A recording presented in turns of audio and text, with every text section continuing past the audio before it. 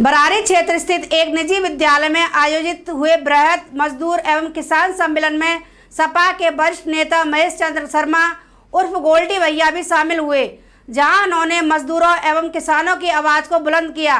इस दौरान उन्होंने कहा कि अगर सपा सरकार बनी तो किसी भी मजदूर या किसान को अपनी समस्याओं के लिए भटकना नहीं पड़ेगा। सम्मेलन के अंदर आज हमारे सभी और हमारे मजदूर सभी बैठे उनके लिए प्रोग्राम करता हूँ। आज हम सभी लोग उठाते हैं, हम मथुरा जिले, आज मथुरा जिला हमारा सबसे पिछड़ा हुआ जिला है। आप लोग देखते हो जब सरकार हम बदलते हैं, सरकार को बदलने की कोशिश करते हैं, अपना हम विधायक MLA MP चुनते हैं। इसलिए चुनते हैं कि हमारे दुख दर्द को सुनने की कोई MLA MP हमारे दुख दर्द को सुनने की कोशिश करे। आज मजदूरों के लिए आज हम कहना चाहते हैं, यह मथुरा जिले के अंदर ऐसा कोई हमारी समाजवादी सरकार ने कभी खाता नहीं खोला, जितना विकास हुआ वो किया समाजवादी ने। पर जब बसपा सरकार आई तो यह 4 मंत्री रहे, आज BJP सरकार है 2 बार से। ऐसा कोई आदमी मुद्दा क्यों नहीं उठाता है कि हमारे रोजगार के लिए इस मथुरा जिले में क्यों इंडस्ट्रिया नहीं देना चाहते। हम MLA MP सरकार बचते हैं, इसलिए बचते हैं कि हमारी मजदूरों के लिए काम मिलना चाहिए, नहीं मिलना चाहिए। तो हम आपसे शब्द पूछना चाहते हैं, सभी बुजुर्ग और नौजवान मुझसे सभी बड़े बैठे हुए हैं। मैं आज सबसे एक शब्द कहना चाहता हूँ, हमें सरकार से सब कुछ होता है कि हमें अपने यहाँ प्रत्याशी जिसको चुनते हैं, हम प्रतिनिधि को चुनने की कोशिश करते हैं, उससे हम कहना चाहें कभी हमारी आज हेमा मालिनी दोबारा जीती है, आपसे कितने दिन मिलने आई और आप कितने दिन मिलने गए। तो जिसी स्तर में हम लोकल आदमी, कोई आदमी हमारे मथुरा जिले से, आज हम कहते हैं भारत के अंदर हमारा मथुरा जैसा शहर इतना सीधा और सच्चा इस भारत के अंदर है नहीं। क्योंकि मैंने भी, मेरी 37-38 साल की उम्र हो गई, इसके अंदर मैं भी दुनिया में घूमा, मैंने सब कुछ देखा।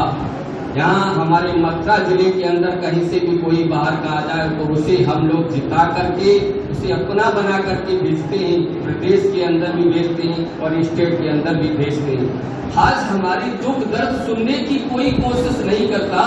आज हम मजदूरों ने ये मुद्दा उठाया है। आज मैं कह रहा हूँ, बहुत समय से भी इस मुद्दे को देख रहा हूँ, रिफाइनरी को मैं चाहे 15 साल से देख रहा हूँ, बहुत से लोग आज भी केस लड़ रहे हैं और घर पे बैठे हुए हैं।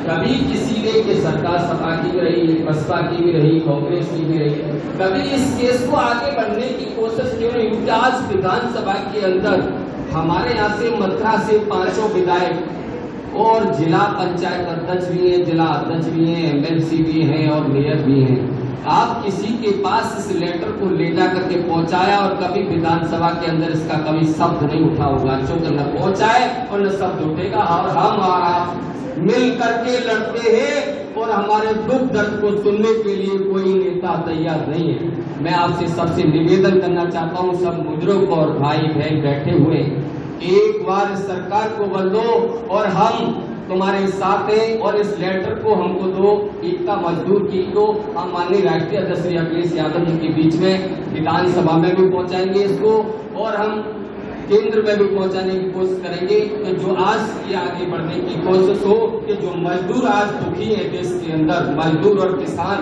उनके लिए हम लोग मुद्दा उठाने का कोशिश करेंगे और एक बार हमें मौका दें तो हम आप लोगों की सेवा करते हैं। जय हिंद। बरारी स्थित एक निजी विद्यालय में बृहद किसान एवं मजदूर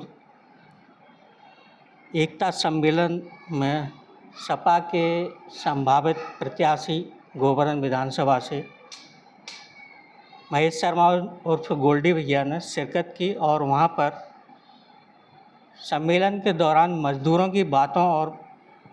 की और किसानों की बातों को ज़ोर से उठाया। इस दौरान उन्होंने बताया कि किसानों और मजदूरों के मुद्दों को भाजपा के जो विधायक हैं वो विधानसभा में नहीं उठा रहे हैं। तो इस दौरान महेश जी ने वहाँ पर क्या बातें की, आइए बात करने के लिए हमारे साथ में मौजूद हैं महेश जी। बात करते हैं महेश जी से। तो महेश जी, आज जो सम्मेलन हुआ उसमें आपके द्वारा किसानों की किन किन बातों को प्रमुखता से रखा गया? देखिए, आज हमारे जीडी न्यूज़ पे आप पधारे और हम आपको बहुत बहुत बधाई और हार्दिक शुभकामना देते हैं। आज हमारी मजदूर किसान के ऊपर जो मुद्दा उठा, जो मजदूरों का जो सम्मेलन लगा, उसमें बैठे सभी लोग, सभी नेता वरिष्ठ बैठे हुए थे। और आज की डेट में हमारे माननीय सांसद, मेरे नेताजी जो स्वर्गवास हो गए, मुलायम सिंह नेताजी और आदरणीय राष्ट्रीय अध्यक्ष श्री अखिलेश यादव जी, किसान और मजदूर के लिए हमेशा लड़ते रहे और हमेशा उनके लिए आगे कदम बढ़ाते रहे। तो हम लोगों को यही शिक्षा दी गई कि हम लोग किसान और मजदूर के लिए लड़ने की कोशिश करें। आज जो सम्मेलन हुआ, मजदूर सम्मेलन था और उसमें हम सभी लोग बैठे और उसमें हमने मुद्दा उठाया कि जब बीजेपी सरकार आई थी 2017 में, जो यूपी में, उत्तर प्रदेश के अंदर यूपी में सरकार आई और आने के बाद मजदूरों के लिए और किसानों के लिए जो मुद्दे उठाए, डबल इंजन की सरकार बताते हैं। आज वो स्थिति आ गई है कि मजदूरों के लिए कोई, जैसे आज रिफाइनरी के मजदूर हैं, जिन लोगों को ठेकेदारों को जो ठेकेदारी दे रखी है, आज उनको जो एक तो सबसे मेन चीज़ होता है कि वो मिलना, हमारा मतलब होता है कि जो हमारा फंड बोनस भी कटता है, उसके लिए हमारे मजदूरों के लिए वो हरी बीमारी या कोई क्लेम नहीं मिलता। इसके लिए हमने मुद्दा उठाया। और किसानों के लिए जो हमने मुद्दा उठाया कि किसानों के लिए जो उन लोगों ने वादे किए, आज समाजवादी पार्टी ने, हमारे जितने कार्यकर्ता हैं, किसानों के लिए और मजदूरों के लिए, इनके लिए हमेशा लड़ते रहे और लड़ते रहेंगे। पर आज मुद्दा विधानसभा या संसद के अंदर किसान और मजदूर के ऊपर कोई भी मुद्दा नहीं उठता है। इसके लिए आज हमारी सभा हुई, हज़ारों आदमी की भीड़ थी, उसमें हमको बुलाया गया और हम लोग पहुँचे और हम लोगों ने मजदूरों से कहा और किसानों से भी यही शब्द कहा कि आज तुम अपनी स्थिति देखिए कि आज से हम 12 साल पहले हमारी क्या स्थिति थी और आज उत्तर प्रदेश में 8 साल, 8.5 साल हो गई, आज उत्तर प्रदेश में क्या स्थिति।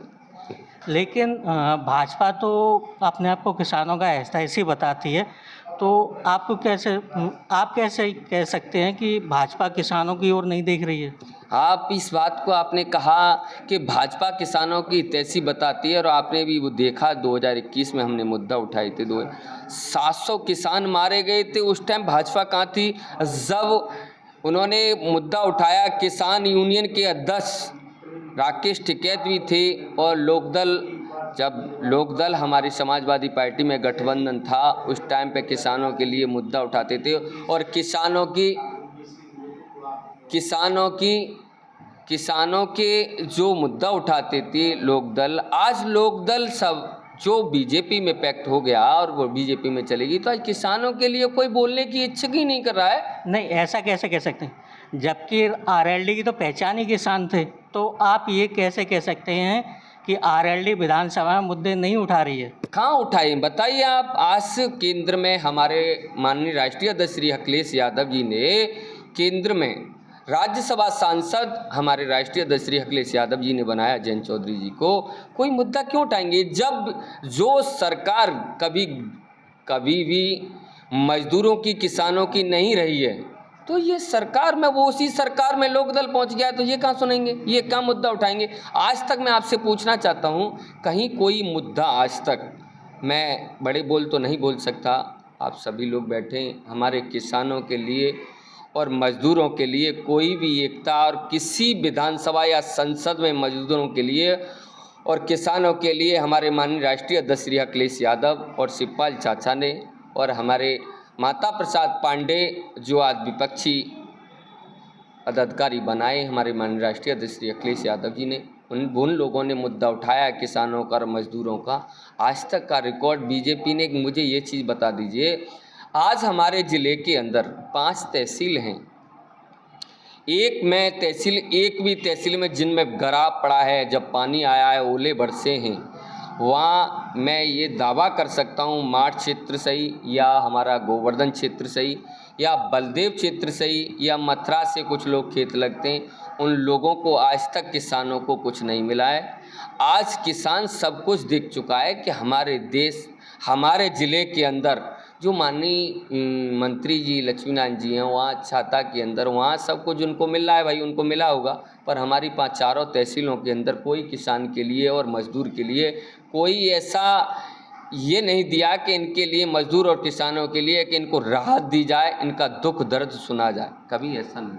5 मथुरा में 5 विधानसभाएं, 5 विधानसभा में कम से कम 20 या 25 किसान संगठन होंगे जो अलग अलग अपनी नेतागिरी सही समय पर दिखाते हैं।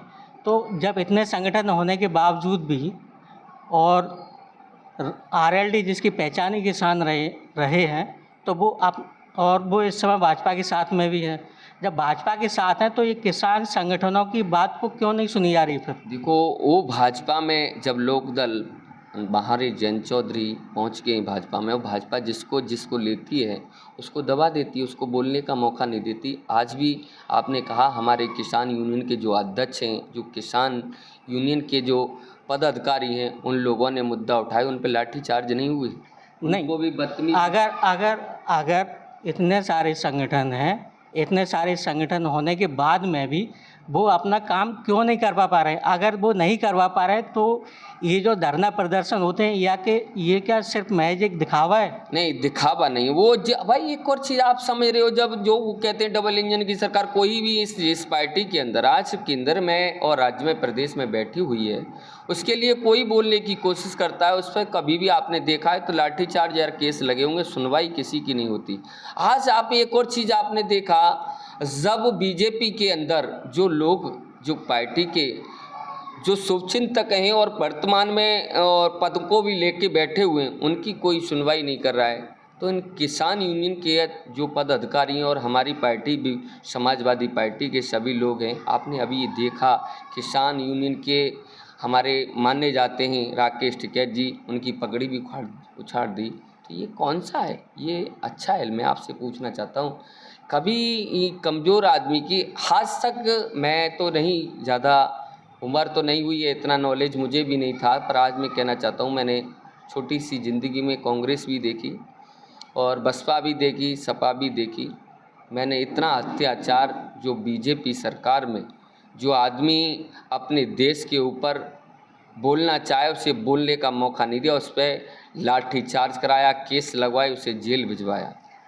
आपने कहा राकेश जी की पगड़ी उखाड़ दी, ठीक है, लेकिन राकेश टिकैत जी विधानसभा चुनाव लड़े और वहाँ पर मतलब उनकी ज़मानत शायद जब्त हो गई थी, तो अपने आप को किसानों का मसीहा बताने वालों का किसानों ने ये हाल किया, तो कहीं ना कहीं ये समझ में आता है कि वो महज एक दिखावा ही है और कुछ नहीं है। नहीं नहीं नहीं नहीं, आपने ये शब्द कहा कि जो राकेश टिकैत जी अपने विधानसभा से खड़े हुए, जनता ने वोट दिया है, जनता उनसे प्यार करती है, जनता उनसे प्यार नहीं करती तो आपने ये देखा कि दिल्ली के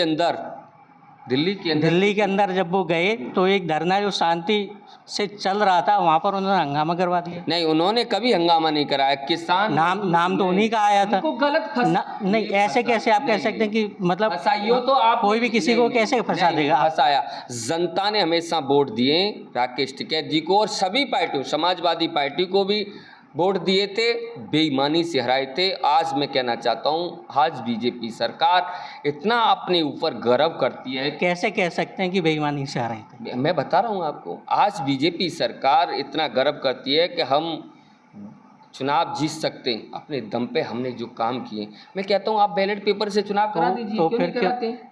चलिए, मतलब कहीं ना कहीं आप ईवीएम पे आना चाह रहे हैं। आप एक बात बताइए, वही ईवीएम एमपी वाले इलेक्शन में थी, वहाँ पर आपने कितनी सीटें जीती, भाजपा की कितनी आई, ये भी आपको पता है, उस पर आप क्यों नहीं आ रहे? फिर आपने जो शब्द कहा बहुत अच्छा कहा कि 2024 में हम 37 सीटों को उत्तर प्रदेश के अंदर जीते, माननीय राष्ट्रीय अध्यक्ष श्री अखिलेश यादव जी ने। किस तरह ऐसा हुआ कि सन 2000 में भी, 2014 में भी बेईमानी हुई, 2017 में। आदमी हमको तुम सिखाओगे तो हम अपनी जनता हमारे पार्टी के कार्यकर्ताओं को और हमारे जो अधिकारी लेवल के लोग हैं उन लोगों को भी तो हम कड़क कर सकते हैं। जब हमारी जनता खड़ी होगी और हमारे पार्टी के लोग खड़े होंगे तो उनको भी तो कहेंगे भैया ध्यान देना है। अब नहीं, हमको नहीं तो वो ध्यान नहीं सुनिए। जनता स्वयं जनता लड़ी है हमारे लिए, जब हमको 37 सीट उत्तर प्रदेश से जो तीसरे नंबर की पार्टी समाजवादी बनाई है, जनता ने बनाई है। मैं जनता का मैं भाई उनका एहसान और आभार तो नहीं कर सकता, पर मैं ये उनसे ज़िंदगी भर ये दुआ करूँगा कि ये लोग हमें जिता रहे हैं और इनके हम काम आ सकें, मजदूर और किसानों की।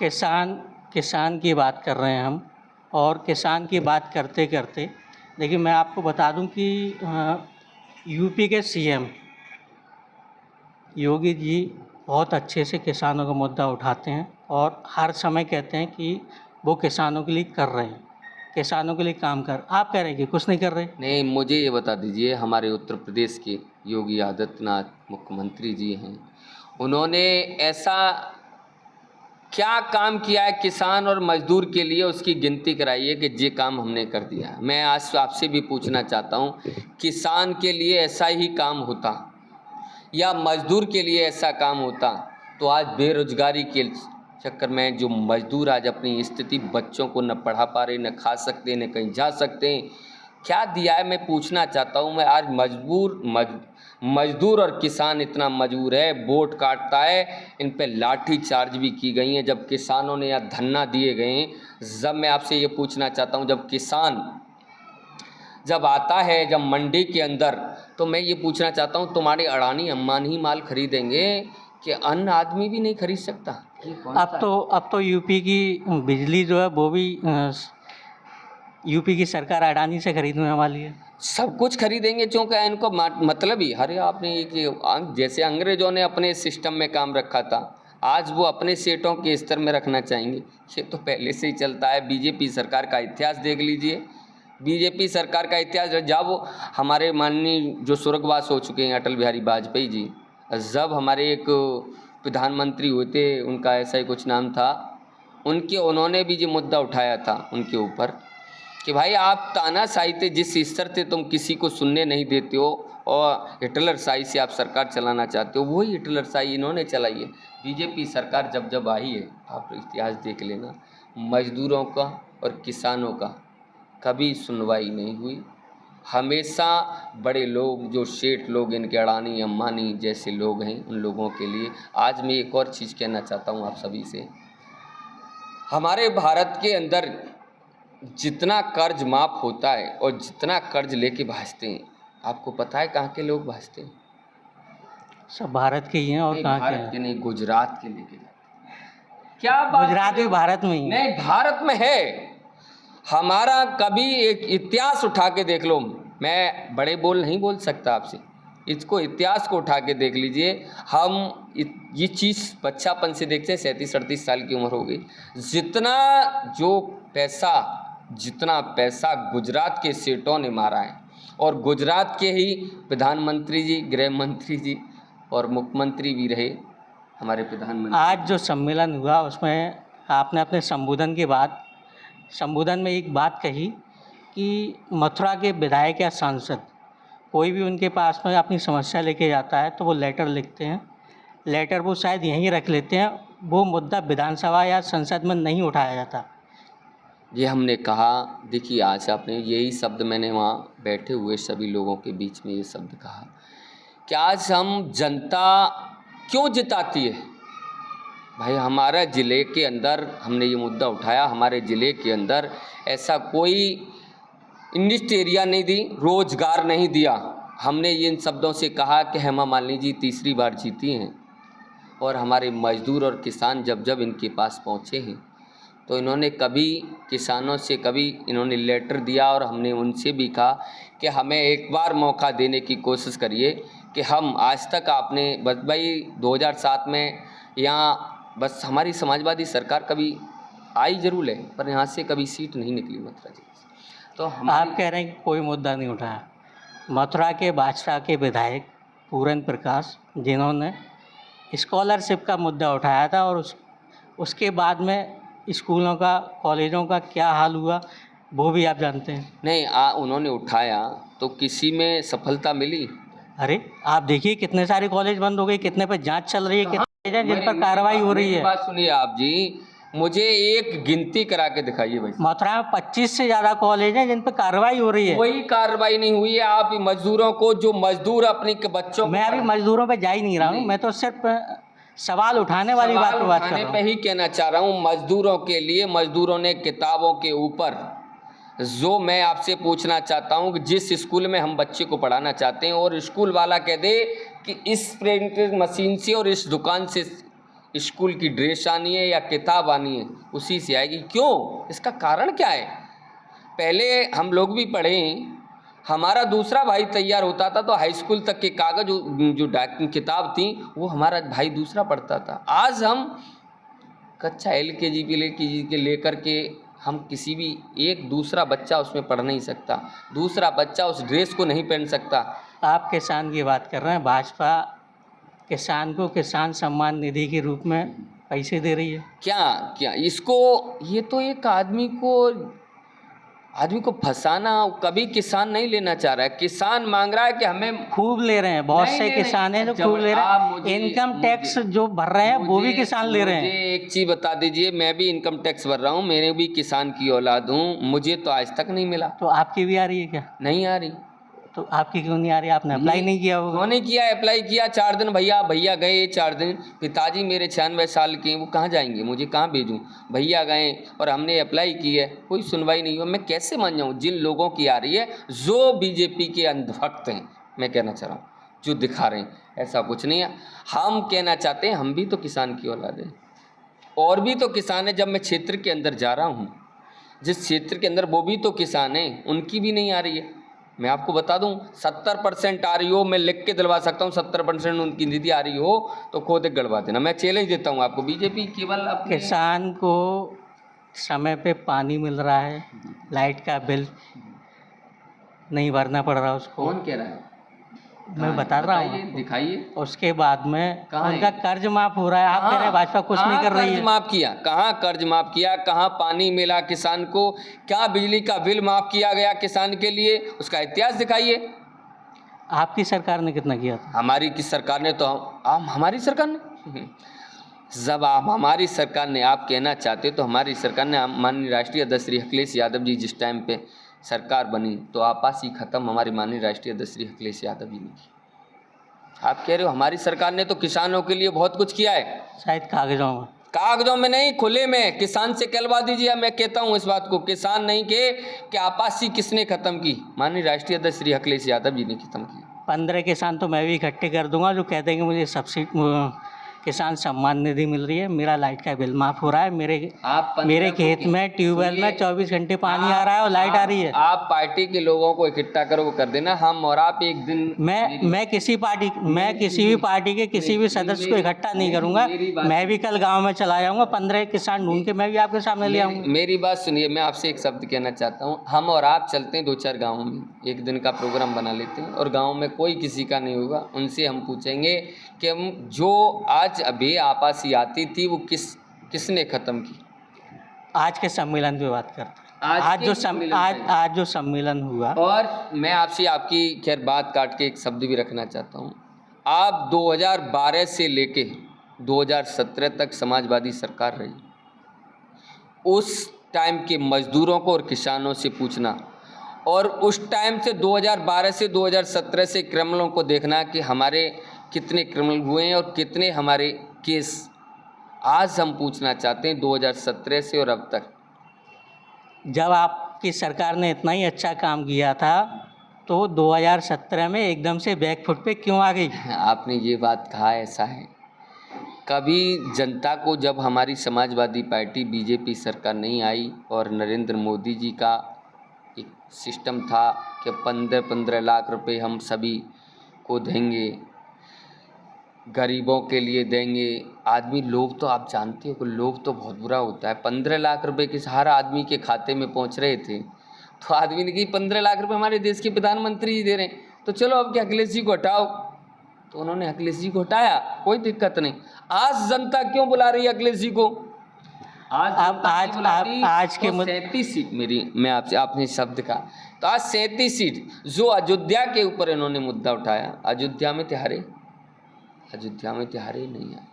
क्या आपने ऐसे अच्छे कर्म आज हमारे प्रदेश के मुख्यमंत्री योगी आदित्यनाथ जी सिर्फ अयोध्या को ही क्यों मुद्दा बनाया गया? नहीं, मुद्दा हमने नहीं बनाया, मुद्दा इन्होंने बनाया। अब मथुरा के ऊपर उठा रहे हैं। ऐसा अयोध्या हमने नहीं बनाया, हमारी माननीय हमारे राष्ट्रीय अध्यक्ष जी ने हर धर्म हर जाति को एक समझा है और हमेशा। वही अयोध्या आज वहाँ के सांसद को ढूंढ रही है, मिलते नहीं है वहाँ पर। कौन कह रहा है? मैं कहता हूँ। हमारे सुनो, हमारी पार्टी का बच्चा बच्चा कहीं भी कोई पार्टी की बात ही छोड़िए ना, मैं कह रहा हूँ कि अयोध्या के सांसद जो हैं वो वहाँ पर मिलते ही नहीं हैं। कौन कहता है कौन नहीं मिलते? वो मिलना तक पसंद नहीं कर रहे। आप कह रहे हैं कि मिलते हैं।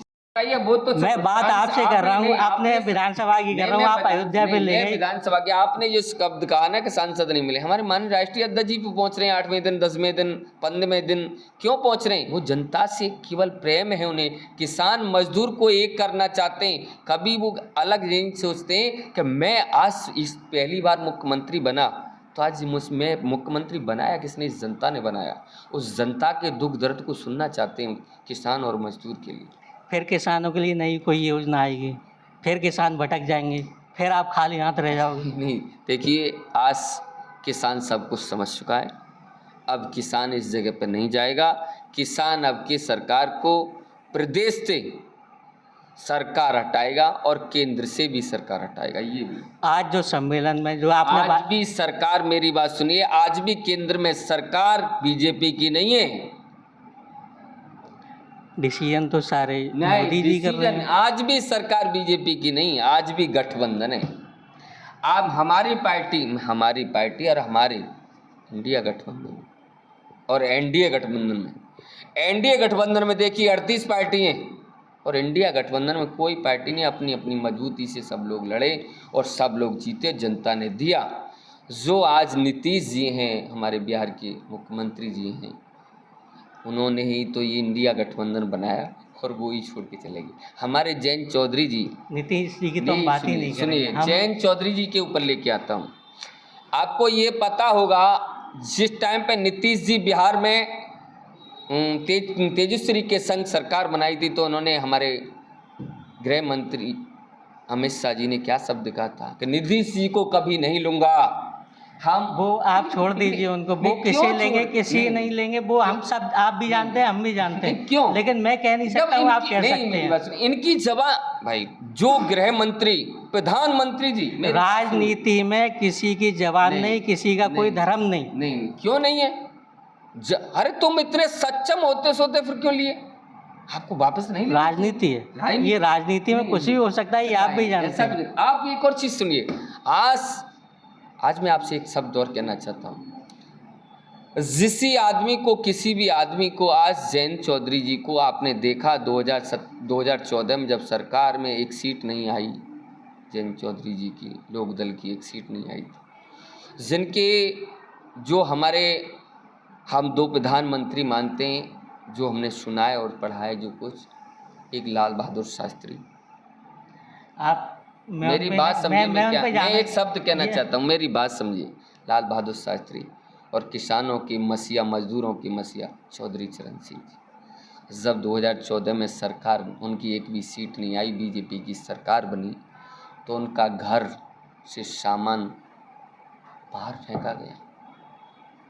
हाथरस के अंदर एक दलित की बेटी की बलात्कार हुआ, उसके साथ जला दिया गया। उन पर जयंत चौधरी जी पे लाठी चार्ज हुआ। वही जयंत चौधरी लाठी खाने के बाद में फिर भाजपा में पहुंच गए। आप वही चीज़ तो, जब मेरी बात सुनिए, जब 2019 तक एक सीट नहीं आई जयंत चौधरी जी पे, तो किसी भाजपा ने और किसी पार्टी ने उनको नहीं पूछा। लेकिन आज वो केंद्रीय मंत्री वो बनाए किसने? माननीय राष्ट्रीय अध्यक्ष श्री अखिलेश यादव जी ने बनाया। आप बताइए, जब 2019 तक एक सीट नहीं थी, न केंद्र में न राज्य में कहीं भी, 2022 में गठबंधन हुआ, 2021 में हमारे माननीय राष्ट्रीय अध्यक्ष अखिलेश यादव जी जब 9 सीट जीते, जब विधानसभा के लिए, राज्यसभा के लिए हमारे राष्ट्रीय अध्यक्ष अखिलेश यादव जी ने राज्यसभा पहुँचाया। तो आज के सम्मेलन की बात करते हैं। आज के सम्मेलन में जो आपने संबोधन में अपने में जो बड़ी बड़ी बातें कही हैं, क्या उनको आप आने वाले समय में अगर आप विधायक बनते हैं तो उनको इम्प्लीमेंट कर पाएंगे? सुनिए, मैं आपने जो शब्द कहा वो ठीक है। मैं इस बात को कह के आया हूँ मजदूरों से और किसानों से भी। 2027 में सरकार आई, और मैं 2027 में चुनाव लड़ रहा हूँ गोवर्धन तहसील से, मैं जीता तो मजदूरों का और किसानों का मुद्दा उठाऊंगा। मैं अपनी सरकार में भी नहीं चूकूंगा। मुझे जनता, मजदूर और किसानों ने इसलिए भेजा है प्रदेश के अंदर कि हमारा दुख दर्द सुनने की कोशिश करो और विधानसभा में इन शब्दों को उठाओ। और सुनी तो सपा में भी नहीं जाती है विधायक। कौन कहता है? नहीं, आपने ये शब्द गलत कहा। हमारी समाजवादी सरकार में एक एक विधायक के लिए जो शब्द रखे जाता है, विधायक कोई भी शब्द लिखता है और कोई भी शब्द रखा जाता है, उसकी सब सुनवाई होती है और उसी ज़िले के लिए, उसी तहसील के लिए काम भी दिया जाता है और किसान मजदूर की सुनी भी जाती है। किसान, मजदूर और बेरोजगारों के लिए क्या आपका कदम रहेगा? हमारा कदम है कि 2027 में सरकार आती है, जो मजदूर और किसान बेरोजगार हैं उनके लिए हम रोजगार भी, हमारी तरह ये नहीं, माननीय हमारे देश के प्रधानमंत्री नरेंद्र मोदी जी ने साल के अंदर 2 करोड़ युवकों को रोजगार देने के वादे किए, पर हम प्रदेश के, हम इतना बड़ा तो वादा नहीं कर सकते, पर किसी के चेहरे को दुखी नहीं देखेंगे, सबको हंसता खेलता देखना चाहिए। तो अभी तक हमारे साथ रहे महेश शर्मा और गोल्डी भैया, गोवर्धन विधानसभा से सपा के संभावित प्रत्याशी, जिन्होंने बड़ी बड़ी बातें तो कही हैं। अब देखिए, ये तो आने वाला समय बताएगा कि वो क्या कर पाते हैं और क्या नहीं। ऐसी और खबरों को देखने के लिए बने रहिए DG न्यूज़ के साथ। मथुरा का सबसे विश्वसनीय अस्पताल एवं पहला IVF test tube baby centre Gopi Krishna hospital, जहां निसंतान दंपत्ति भर सकते हैं अपनी सूनी गोद। हर मंगलवार को फ्री OPD सहित एक्सरे एवं अल्ट्रासाउंड में डिस्काउंट की सुविधा, कैशलेस उपचार सुविधा उपलब्ध, स्त्री रोग, बाल रोग, हड्डी रोग आदि का अनुभवी चिकित्सकों द्वारा मरीजों का उपचार संभव। हर प्रकार की जनरल सर्जरी एवं दूरबीन विधि से लैप्रोस्कोपिक ऑपरेशन। गोपी कृष्ण हॉस्पिटल एक वन स्टॉप सॉल्यूशन है सभी प्रकार की इनफर्टिलिटी ट्रीटमेंट्स का। जैसे कि यदि आपके बच्चे नहीं हो रहे हैं, सिंपल इलाज कराना हो, IUI, IVF, ICSI, egg donation, laparoscopy, इस तरीके सभी तरीके के इनफर्टिलिटी के जो इलाज है हमारे हॉस्पिटल में होते हैं। गोपी कृष्ण हॉस्पिटल, जनरलगंज, GIC के सामने, मथुरा।